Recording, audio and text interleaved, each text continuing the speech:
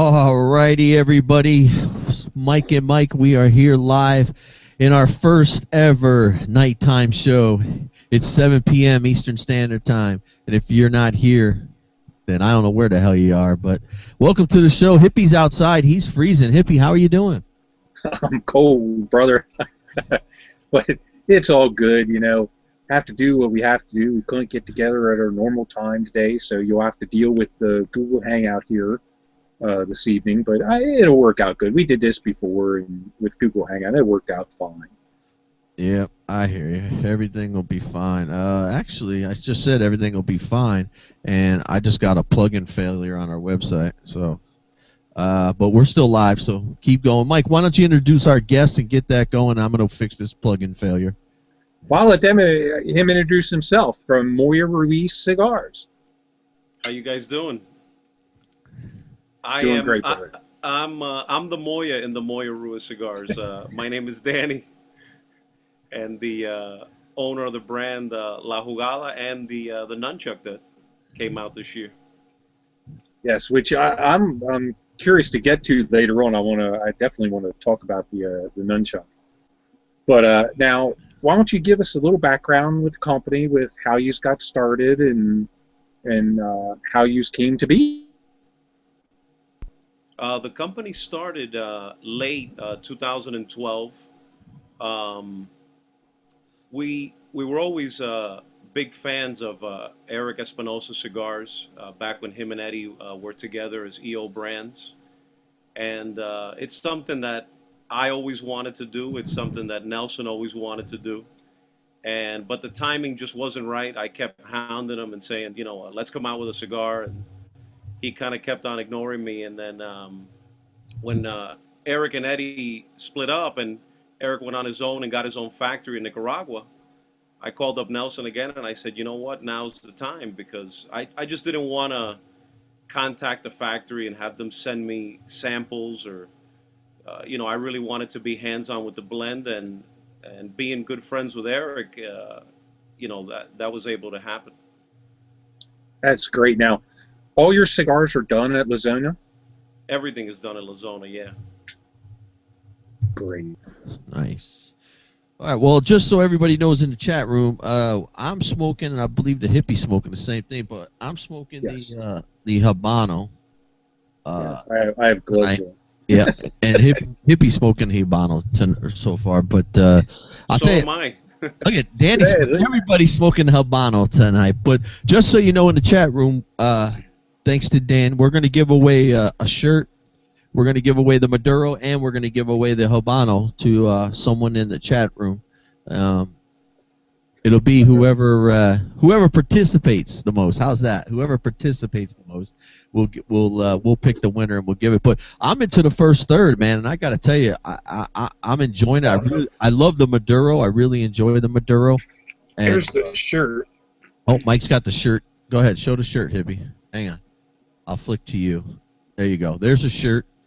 Mike's got the shirt on tonight. But I'm how do you say that, Mike? How do you say that? Moya Ruiz Cigars. That's how you say it. That's fair, right, Danny? Come on, Mike. Try La Jugada. All right, La Jugada. There you go. That's close enough. I still like the way you said it a little while ago, but we'll hint on that in a little while. But yeah, the Habano's going really good. I like it's got a nice little kick to it in the first third, and I'm really digging it. So since we're talking about the Habano, Danny, why don't you give us a little information on Habano, how it came about, and we'll go back to the Maduro after that.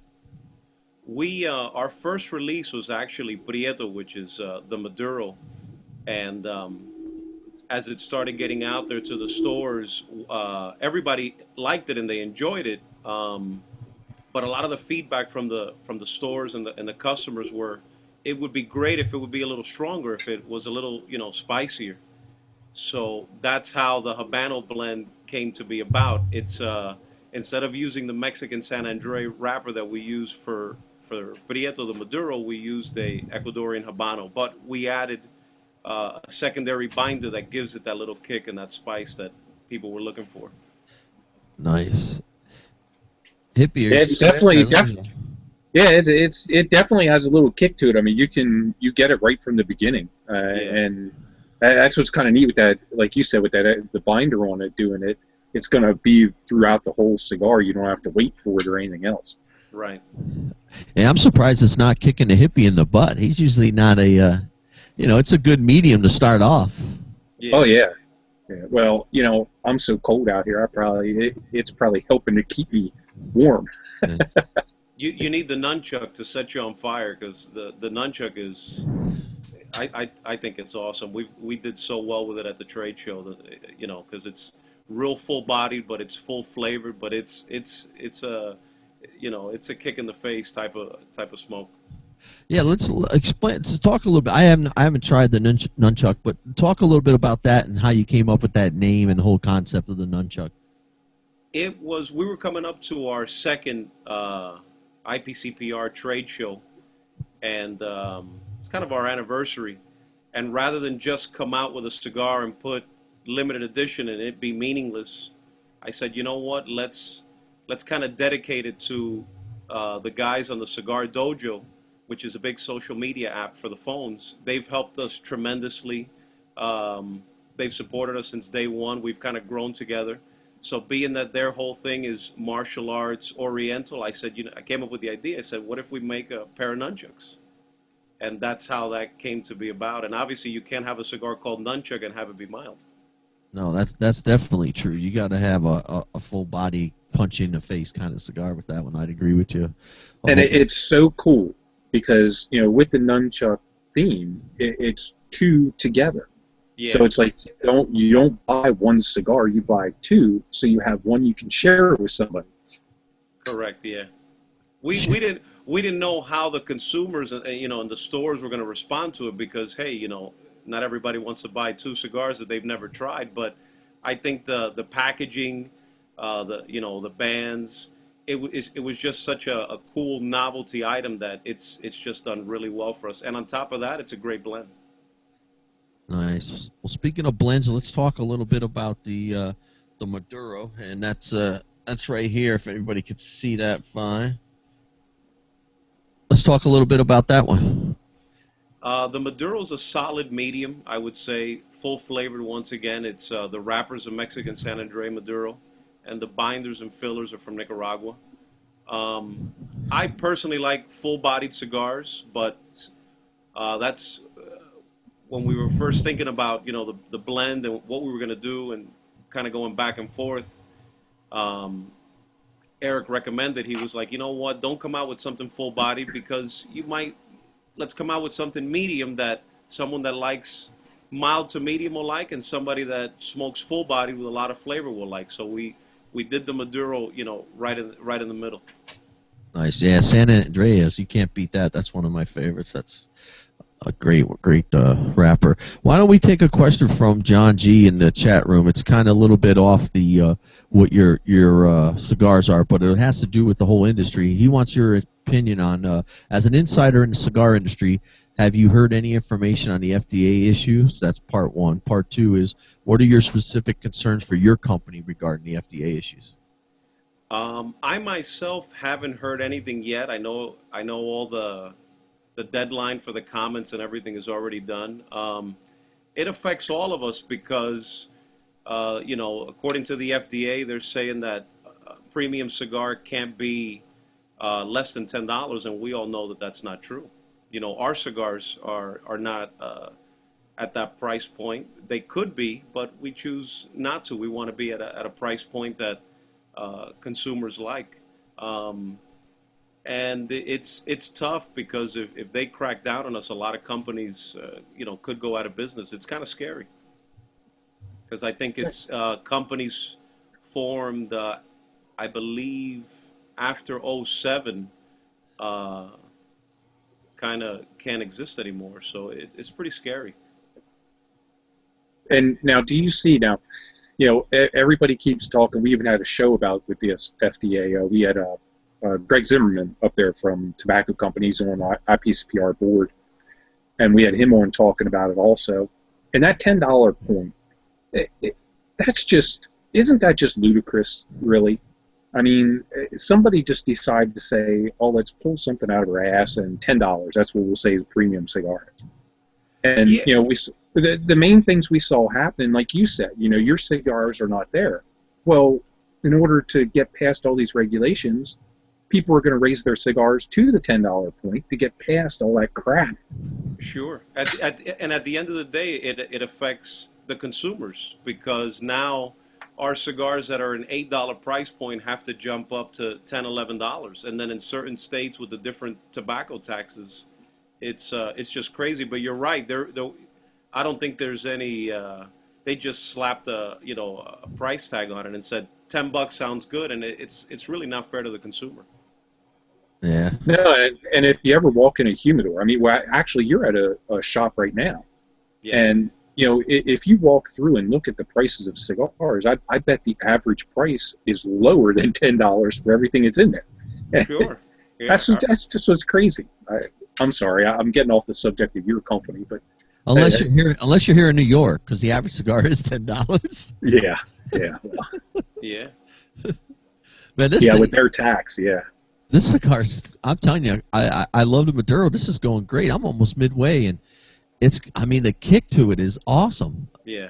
No, my favorite, my go-to of our blends. You can't smoke a nunchuck every day. I guess you could, but my go-to is the Habano. Yeah, I mean, it's. I really dug the Maduro when I first got it and first tried it. I love the San Andreas, but man, this thing is. It's got the kick, but again, I know Mike's a mild and medium guy, but it's something I know Mike could smoke and handle because it's got the kick, but not that nicotine kick. It's got the full flavor kick. I guess is what I'm trying to excuse me, what I'm trying to say. But yeah, man, I'm really digging this right now for a 7 o'clock show. We might have to start doing more nighttime shows, Mikey. There you go. Well, yeah, I mean, a fuller bodied cigar in the evening, after having supper and everything else, it goes really well.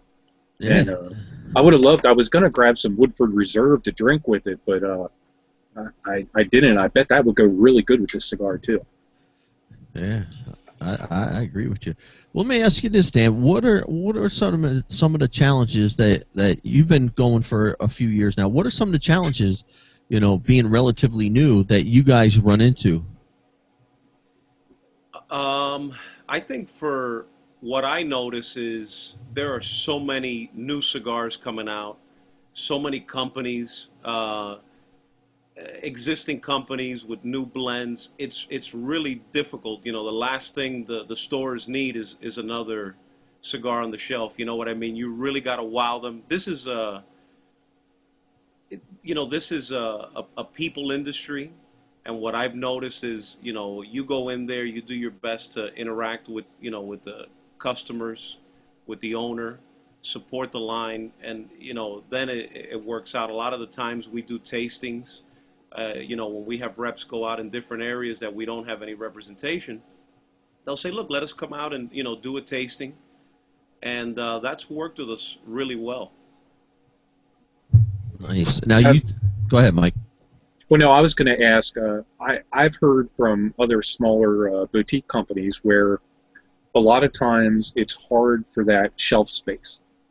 When a cigar shop has all of these, the big names, the Fuentes, the Florida Dominicanos, the Rockies, and they have so many facings of this cigar, and then they bring in a cigar like yours. It kind of gets lost in the shuffle. Sure. Do you have a way to set yourself apart, so to speak? I think because we're a new company and we're young, we cater a lot to social media. We do night and day. We're on social media, creating a big buzz. We got a lot of followers, and that does help us. A lot of these other bigger companies, they're already established. They don't partake as much in social media. A lot of the small boutique companies do. You know what I mean? And I think that helps us out a lot because at the end of the day, a salesman could walk into that store and say, hey, you got to try this. But until the customers themselves start saying, hey, I heard about La Jugada and I heard about the nunchuck, that's that's what really helps us. Nice. Yeah. He just said it. I gotta ask him to tell the Island Jim story again. Yeah, because it was funny. This is awesome. For the guys on the chat that might not know, Island Jim, his name is Jim Robinson. Everybody knows him as Island Jim. He's got a great shop in Pittsburgh called the Leaf and Bean, but he also came out with a cigar, I believe it was last year, called Leaf. But anyhow, he's one of our customers. And when we called him and said, hey, you know, how's the cigar working out with with your customers? And I go, by the way, how do you pronounce the name? He goes, I just tell him, you gotta try this. And I go, no, Jim, it's La Jugada. He goes, no, Jugada's so much easier. I just tell him, you gotta try this. And that's actually stuck with a lot of stores. A lot of stores, that's how they say it. I don't really care as long as they're enjoying the cigars and they're ordering. There you go. As long as it's moving off the shelves, right? That's what matters. Exactly. Well, That is good. I would have never even thought of it. You got to try this. I mean, that's awesome. perfect. It's perfect advertisement if you really think about it. Old School Wife's got a question. She wants to know what shops are you in New Jersey? Almost every single shop in New Jersey. I live in New Jersey. My partner Nelson lives down in South Florida. So I really, I've lived here all my life. So there's very few that we're not in. Almost every single shop in Jersey we're in, all the way from North to Central to South Jersey. There you go, Old School Wife. She gave a shout out to Brother of the Leaf PA chapter and Brother of the Leaf New Jersey chapter. So what shop? I don't know if you can ask her. What shop does she go to? She's part of the tobacco company. Oh, okay. Yep. So she was just asking that. Well, let me ask this. John's got another question in the chat room, and I'm a big band guy, and so John asked a pretty good question. He says, "What kind of work goes into label design?" I'm assuming he means band design. Did you hire a guy to do it, or tell him what you want, or did you do it yourself? We're real lucky in that aspect because aside from Espinosa Cigars making our cigars, we're good friends with Anthony, the graphic designer over there. So pretty much Eric was like, hey, listen, you need help designing a band. You're more than welcome to use Anthony. All of us are like family, and Anthony does unbelievable work. You just kind of give him a small idea, and he runs with it, Yeah, Anthony's good guy too. Really great guy. Definitely. Now, I had a question on the shirt. I won't be able to show it. You don't have yours there, do you, Mike? Yeah, I got it. Yeah. We're gonna give it. I got it. I'm going to call them coins. The 5 circles. Okay. Do they mean something? They're down to the bottom of the 5 circle coins. I'll call. I don't know what you would call them. That idea came to Anthony because he wanted something just like us, very Cuban-esque, very. We wanted something that could stand on a shelf with opus, with a cohiba, and in the old days they used to give they weren't actually coins, they were medals that were given to the different Cuban brands back in the day. So, but yeah, a lot of people now interpret them as coins. The 2 big ones that I told Anthony we had to have there's one there with the coat of arms of Cuba, and obviously the one for Nicaragua because that's where the cigars are made, and Cuba because we're second-generation Cubans. Nice. It's funny. My son looked at it and he got the triangle on there, and he's like, "Oh, look he's got the Illuminati on there. He's part of Jay-Z's Illuminati." I'm like, "Oh, Christ, here we go." No, that's for Nicaragua. So everywhere you go, the Illuminati's there. Yeah, so yeah, right. Oh man. You knew what it was, though, right? That's how many people know what that that whole gossip thing is about. But that was funny. Yeah, it's true. So. Now, with you being such good friends with Eric, do you see yourself? I mean, now you're still a young company, but do you see yourself ever branching out and maybe trying to get a cigar from another factory somewhere? I'll be honest with you. I think we'd like to keep everything with La Zona. We've kind of it's funny, we've kind of grown together because when we came on board, Eric only had the factory, I think, barely a year. Right. And we're very good friends. So he's real happy that we're doing real well. Um, he's he's very easy to work with, in terms of what we want and different things, and send us this. And I try to go down to Nicaragua with him at least twice a year, especially if we're trying to finish up some projects or whatever. But we definitely want to keep everything made in La Zona. Nice. Let me ask you. Oh, go ahead, Mikey. Sorry. Well, no, I was going to just ask with the travel thing that you just brought up. I was going to ask this later on, but I might throw it in now. With you living in New Jersey, do you see yourself moving down to Florida at some point to be closer to everything? I lived in Florida for about 12 years. I'm originally from Jersey. We moved down, I believe it was 1990 or 91, and then I moved back up here in 2003. I don't like the heat and the humidity. I like the change in temperature. This is a great market here. When I see different people from the industry, visiting shops, and I run into them and stuff like that, this is a great market. So I want to be here. I wish I could be down, at the warehouse and all of that stuff, but I'll let Nelson handle all that stuff. I'd rather be up here traveling, visiting stores. This is a great market. Nice. Now, do you visit a lot of stores? Is it just in New Jersey, or do you go out to other B&Ms to support your brand, or you have other people doing that for you? No, initially I always go. I always travel with our rep. In the beginning, I did it by myself, all the way up to upstate New York, New Hampshire, Connecticut, Pennsylvania, Delaware. But now we have a rep, and he goes out, and then once he gets familiar with the stores, then I go with him. Or do any events and stuff like that. But yeah, you got to travel. You got to go and shake hands and talk to people. Well, next time you're in upstate New York, look me up, because that's where I am. All right, cool. We'll get together for a cigar.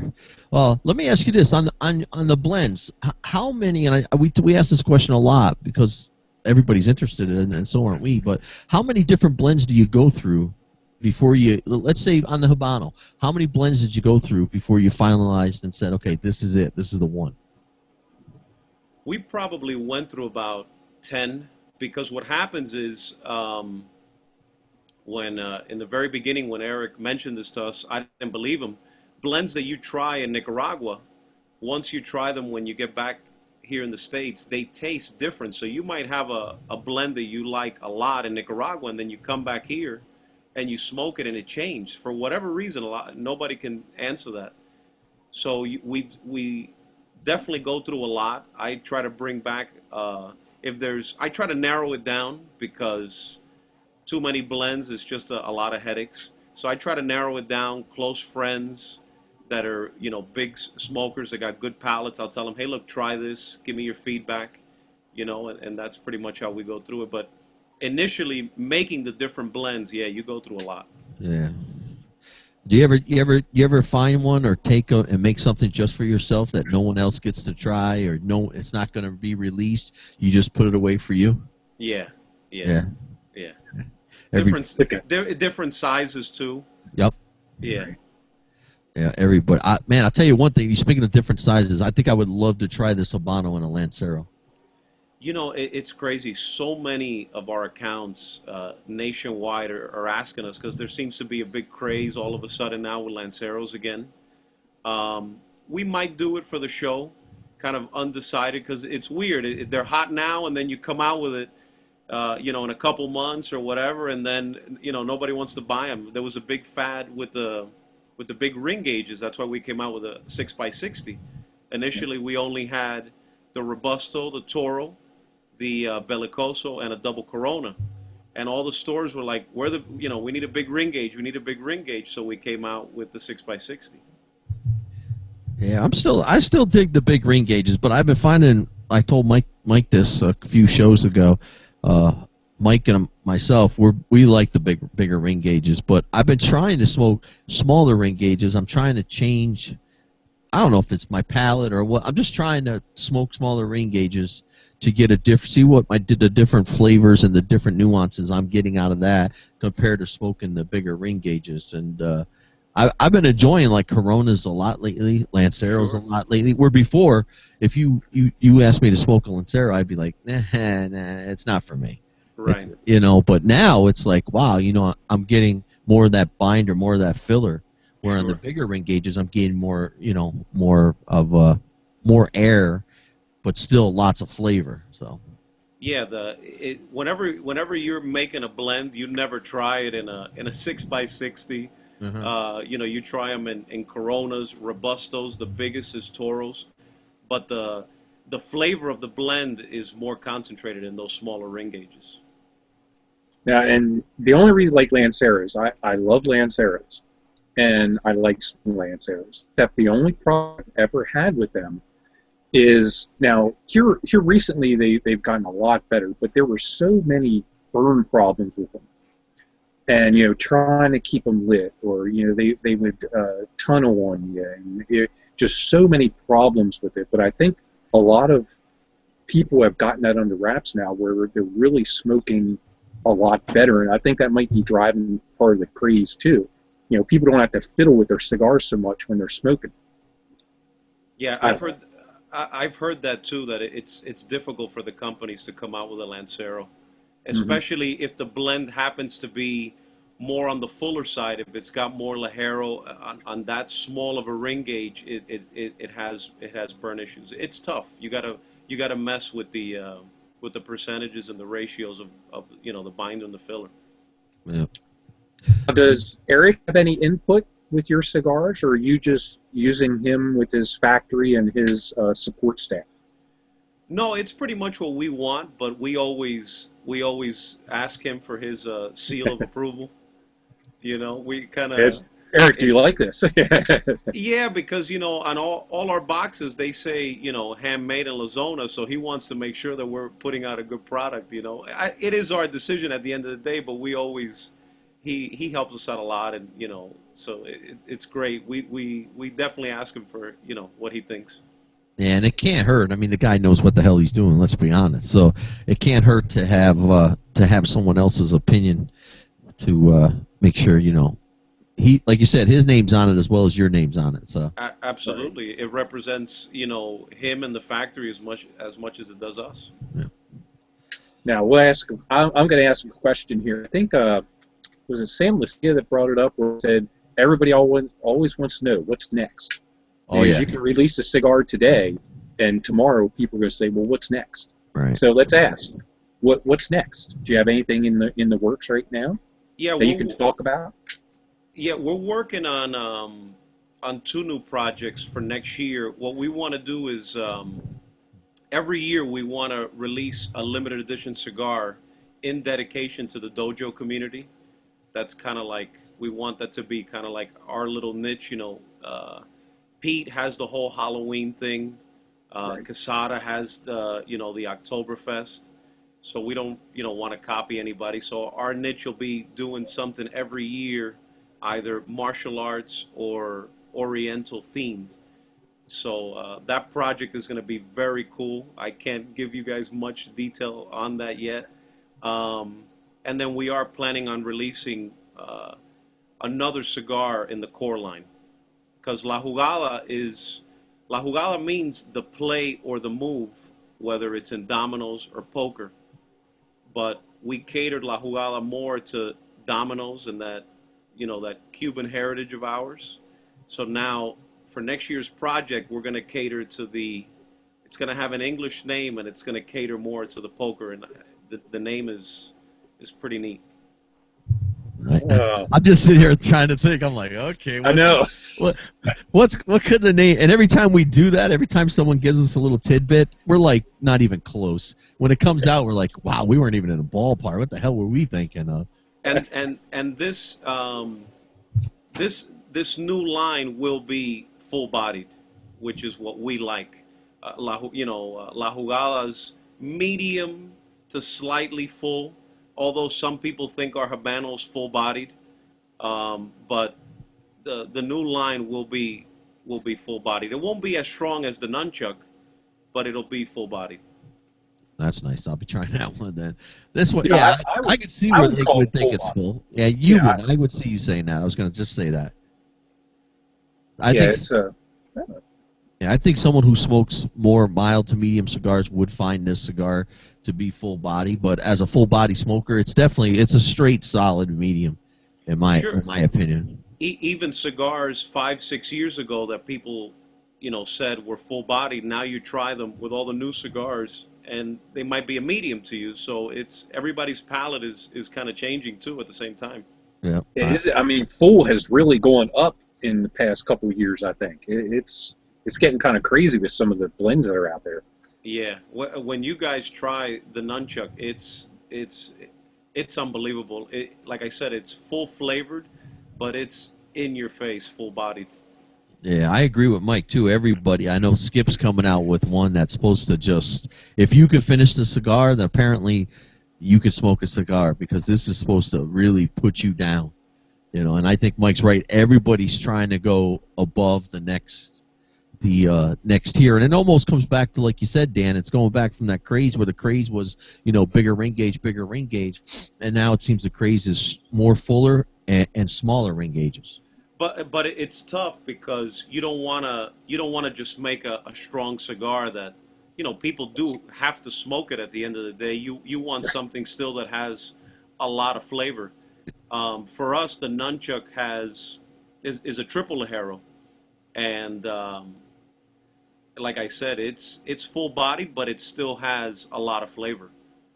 Do you see yourself possibly doing a mild cigar with maybe like a Connecticut shade wrapper or something like that, just to try something different? Because I mean, I would say most of your cigars, excluding Numchuck, you're in the medium range, if I'm correct. Yeah. So, do you see yourself ever considering doing a Connecticut shade wrapper or in a mild cigar? It's funny. My partner Nelson, he's kind of the weak link. He likes his Connecticut's all the time and his mild stuff. And just a couple months ago, we were talking, and he's like, "Why don't we do a Connecticut?" I go, "There's no wow factor in a Connecticut. Nobody rants and raves in a review on how mild the cigar was. All the reviews are full-bodied cigars, medium to full-bodied cigars." So I kept telling him, I go, "I really don't want to do a Connecticut, but if you absolutely want to, we'll do it to make you happy." And he asked around a lot of the stores in Florida, and everybody was like, "No way, you guys can't come out with a Connecticut." So that for us died, and I was like so happy. He called me up all depressed, and deep down inside, I was like, "Yeah." Nelson, I'm with you, brother, because I love my Connecticut shades. I think ever since Ernesto came out with the new wave, I think Connecticut really changed a lot. It brought that flavor out with that. But yeah, you guys, I don't know. I mean, with the cigars you have out now, I could see maybe like a Sumatra or Cameroon, maybe. But I I, don't, I, I don't, I I, don't I think. I like Sumatra a lot. That's one of my favorite rappers. It's become very difficult to get, but I do like that rapper a lot. Yeah. That's like Cameroon. I love a nice Cameroon wrapper, and it just seems like it's just so hard to get nowadays that not many people are really looking to use it in anything. Cameroon is very expensive, very Yeah. expensive. So if you're trying to keep costs down and trying to make it economical for every consumer to buy, I can see that. Just to touch base quick, I think personally, Mike, you're not going to see anybody, and I could be wrong, but this is my own opinion. I don't think you're going to see anybody make a Connecticut that's going to have the taste and like the new wave did. I think what Ernesto did there, there's far and few between people that I think could take a Connecticut and make it like that. But that's just my opinion. I agree. I agree. It's he really did something special with that. But it's interesting to see because I am a mild to medium smoker most of the time, and it always interests me to smoke something that can still give you the flavor without the power. And like you said, it's hard to do, and that's, you just don't see it, and people aren't looking for it. You know, people aren't like me. Nelson and I will sit down and smoke cigars together. Yeah. You and him would have a ball. It was just so funny when he was like, "We got to do it Connecticut," and then when all the stores were like against him, they're like, "You're crazy." He was all bent out of shape, but I was happy. You know what it is? There's big companies that cater to that demographic. You know what I mean? Right. They make cigars with a lot of flavor that are Connecticut, and they got that pretty they got that on lock. You know. Yeah, no, I definitely agree with you. Let's take a question from John G. He's got another question for you. He said, what do you drink with the La Jugada and with the nunchucks? And did you like the way I pronounced that, Mike? Huh? It's funny. Prieto, we actually, when we came up with the final blend for Prieto, which is the Maduro, in Nicaragua, we paired it with the rum Sagapa, the XO, the real expensive one. It pairs unbelievable with that dark rum because I guess the sweetness in the Maduro wrapper and the sweetness in the Sagapa, it pairs very well. I like pairing the Habano with a beer for some reason. Maybe because the Habano's a little bit more pepperier. It's got a little bit more spice. So for me, it goes well with a beer. The nunchuck, I've drank a lot of different things when I've smoked the nunchuck. It paired well with Balvin. Very well with that. Nice. Well, there you go, John G. Now you got some pairings to do. Let me ask you this, Dan. How on the Maduro you had a foot band on it, and when you come with the Habano, there's no foot band. Why? Because both bands look identical, with the exception that one says Prieto and one says Habano.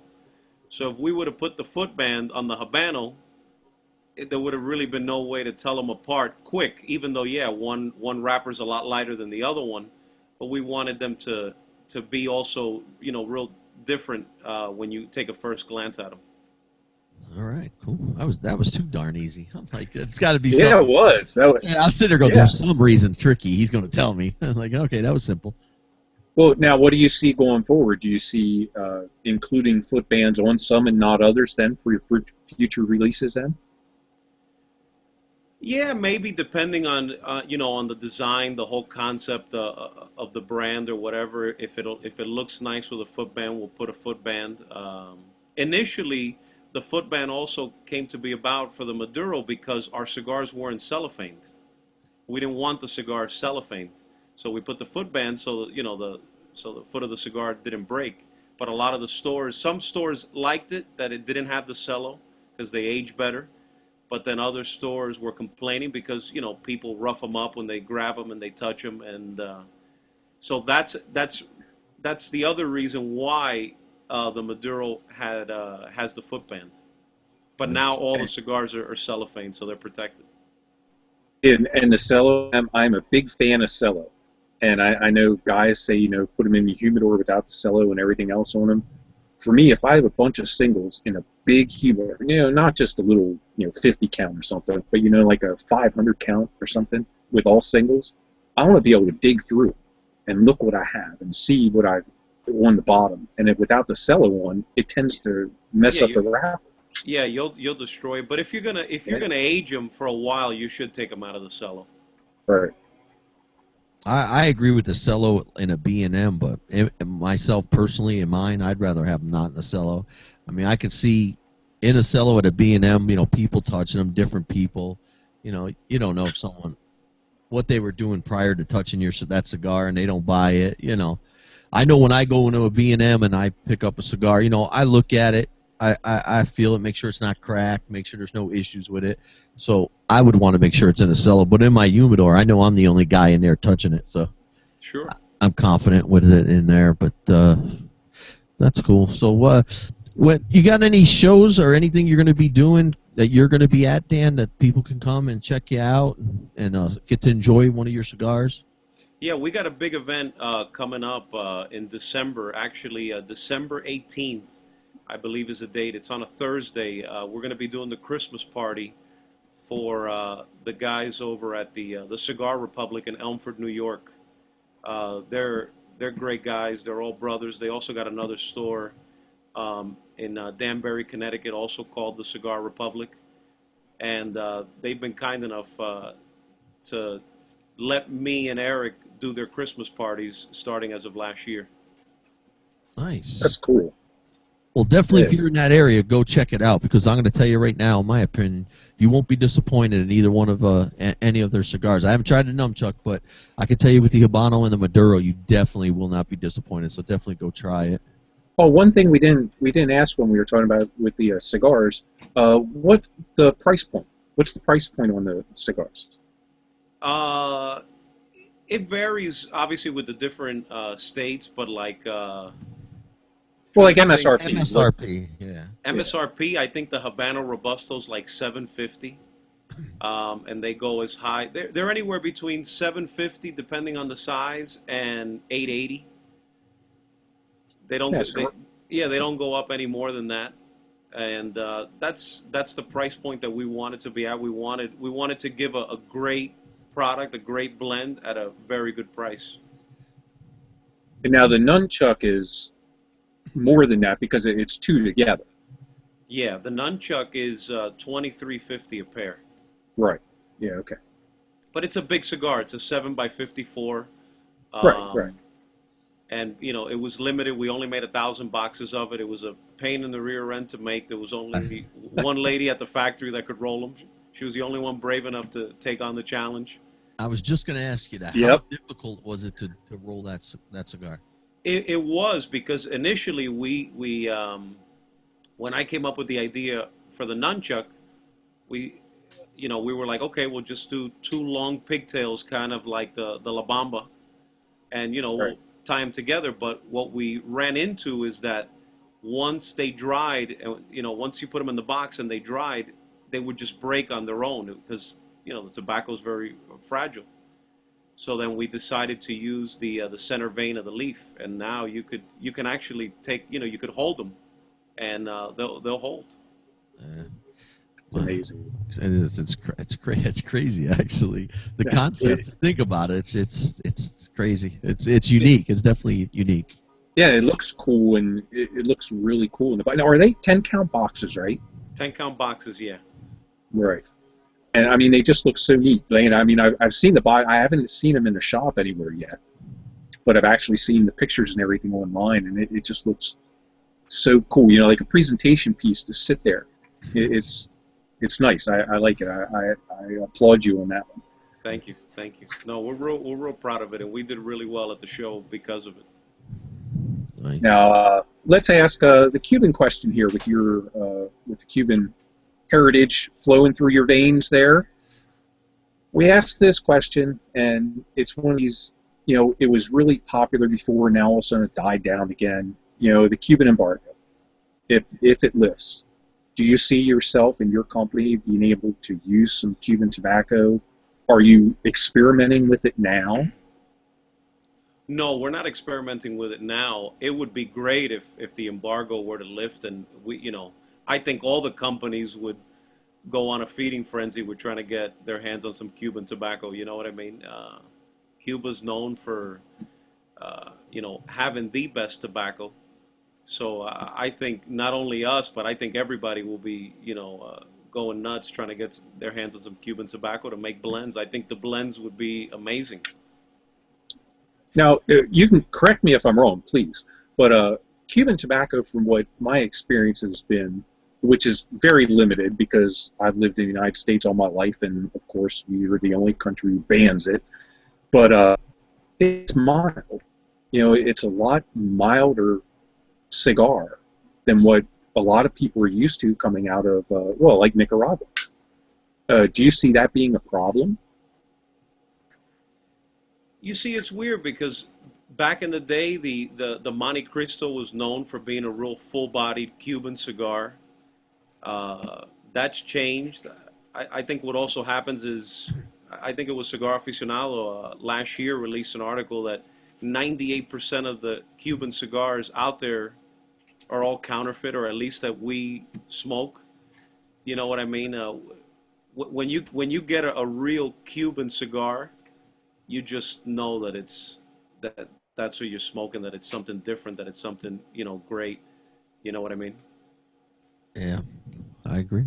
Yeah. Well, let's do this. Let's real quick. I'm gonna give away the shirt and a Maduro and a Habano.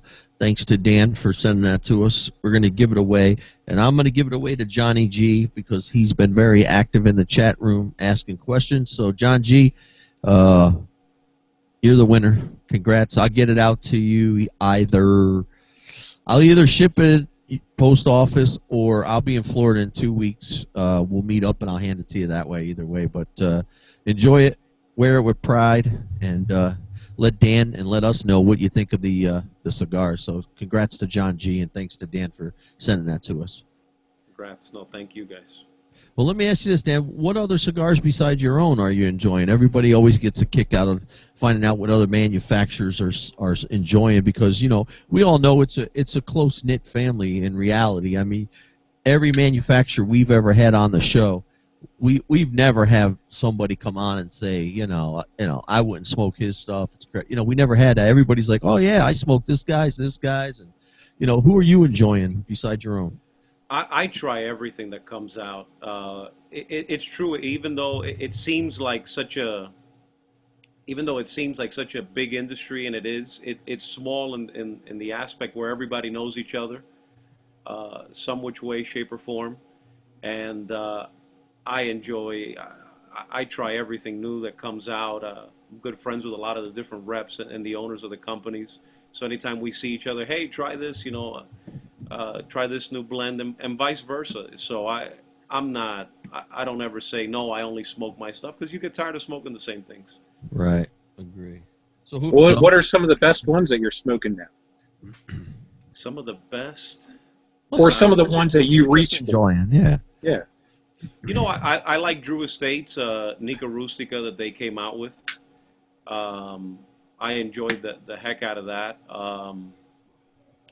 The Alec Bradley's Nica Puro I liked a lot. Yeah. There's a lot of great cigars that have come out, and that'll continue to come out. But I would say those two enjoyed a lot, and also from coming out of La Zona, Eric's New L'Orange is unbelievable cigar, unbelievable. If you guys haven't tried that, you got to get your hands on that. That cigar is amazing. Yeah, we'll have to give it a try. I gotta send Eric a message anyways. We're booking for next year. I want to get him back on. It was fun to have him on, so I got to do that to get him back on. It's a very unique cigar because it's not strong, which is kind of what he's known for making. Right. But it's very very full flavored. It's got a lot of strong flavors to it. It's a very complex cigar.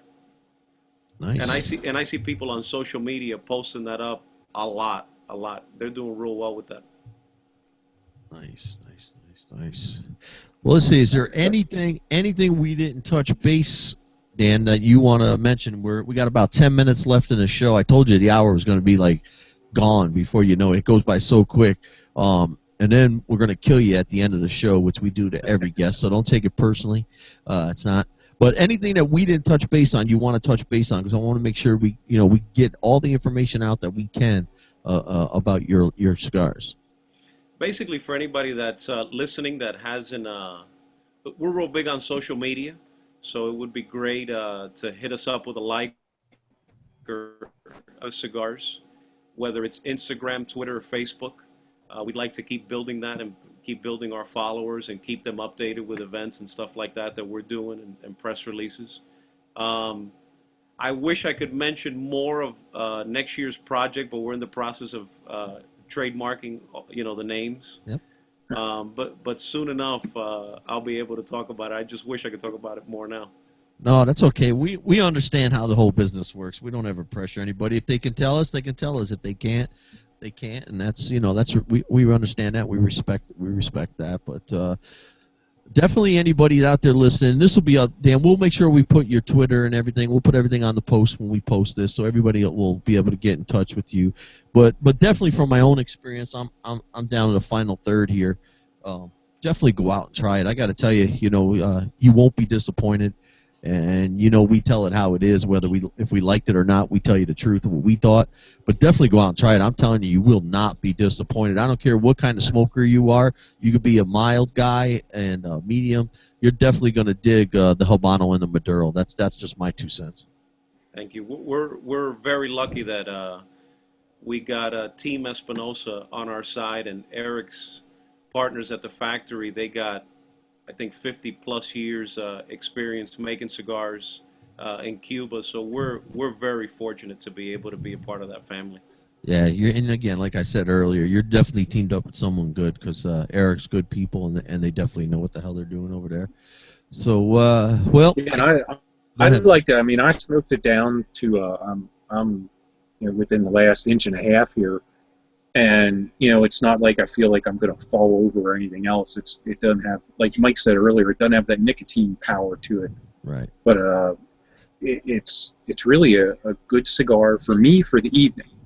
I couldn't smoke this in the morning. I'm too much of a wuss for that. But yeah, it really does have a lot of flavor to it. Thank you. We with the Habano, we won 2013 Cigar Dojo Cigar of the Year, which we were very proud of.